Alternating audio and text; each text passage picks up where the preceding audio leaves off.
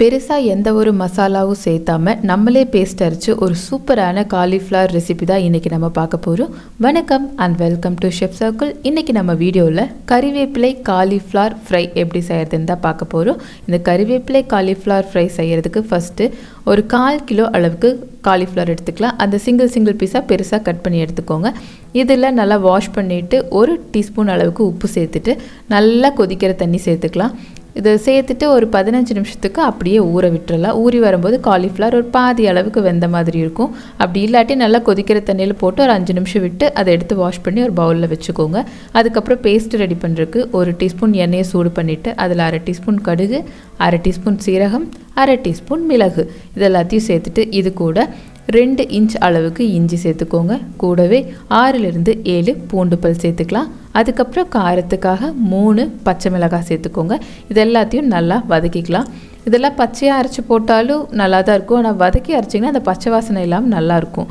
அதுக்கப்புறம் இதில் 1 கைப்பிடி அளவுக்கு கறிவேப்பிலை நல்லா வாஷ் பண்ணி வச்சுருக்கேன். அதை சேர்த்துட்டு இந்த கறிவேப்பிலை நல்லா வதங்கி வர அளவுக்கு இதை வதக்கி விட்டுக்கோங்க. ஒரு 2லிருந்து 3 நிமிஷத்துக்கு லோ ஃப்ளேமில் வச்சு வதக்குனிங்கன்னா அந்த கறிவேப்பிலையோட பச்சை வாசனையும் போயிடும். இது நல்லாயிருக்கும். இந்த ஃப்ரைக்கு ஒரு சூப்பரான டேஸ்ட்டு கொடுக்கும்.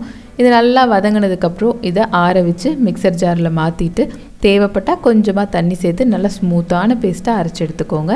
அதுக்கப்புறம் நம்ம லைட்டாக வேக வச்சுருக்கோம்ல அந்த காலிஃப்ளவரில் இந்த பேஸ்ட்டை சேர்த்துட்டு இது கூட 1 டீஸ்பூன் அளவுக்கு அரிசி மாவு, 1 டீஸ்பூன் அளவுக்கு சோள மாவு, 1 டீஸ்பூன் அளவுக்கு கோதுமை மாவு, 1 டீஸ்பூன் அளவுக்கு கடலை மாவு இதெல்லாம் சேர்த்துட்டு மறுபடியும் கொஞ்சம் உப்பு சேர்த்துக்கோங்க. நம்ம ஆல்ரெடி வேகும்போது கொஞ்சம் உப்பு சேர்த்துருக்கோம். மறுபடியும் கொஞ்சம் உப்பு சேர்த்துட்டு இது எல்லாத்தையும் நல்லா மிக்ஸ் பண்ணி விட்டுக்கலாம். தேவைப்பட்டால் கொஞ்சமாக தண்ணி தெளித்து இதை நல்லா மிக்ஸ் பண்ணிவிட்டு ஒரு 15 நிமிஷத்துக்கு இதை அப்படியே விட்டுறலாம். அதுக்கப்புறம் நல்லா எண்ணெயை சூடு பண்ணிவிட்டு போட்டால் இமீடியட்டாக மேலே வர அளவுக்கு இருக்கணும். அந்த மாதிரி ஹீட்டில் நம்ம நல்லா ஊற வச்சுருக்க காலிஃப்ளவரை போட்டுட்டு ஒன்றுமே பண்ண வேண்டாம். 2லிருந்து 3 நிமிஷத்துக்கு அப்படியே விட்டுட்டு அதுக்கப்புறம் திருப்பி விட்டு மறுபடியும் ஒரு 2-3 நிமிஷத்துக்கு அந்த பபிள்ஸ் எல்லாம் போகிற அளவுக்கு ஃப்ரை பண்ணிங்கன்னா காலிஃப்ளவர் சூப்பராக குக் ஆகி வந்துடும்.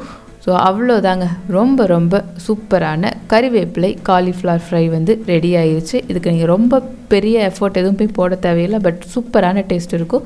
இந்த ரெசிபியை ட்ரை பண்ணி பார்த்துட்டு எப்படி வந்துச்சு அப்படின்னு சொல்லி உங்களோட ஃபீட்பேக் எனக்கு கமெண்ட்டில் சொல்லுங்கள். ப்ளஸ் உங்களோட சப்போர்ட் இல்லாமல் எதுவுமே பாசிபிள் கிடையாது. ஸோ இது வரைக்கும் நம்ம சேனலை நீங்கள் சப்ஸ்கிரைப் பண்ணலை அப்படின்னு சொன்னால் மறக்காமல் சப்ஸ்கிரைப் பண்ணுங்கள். கூடவே பக்கத்தில் இருக்கிற பெல் ஐக்கானையும் ப்ரெஸ் பண்ணுங்கள். இப்போ நான் போடுற வீடியோஸோட நோட்டிஃபிகேஷன் உங்களுக்கு வரும். தேங்க்யூ ஃபார் வாட்சிங். Take care. பை.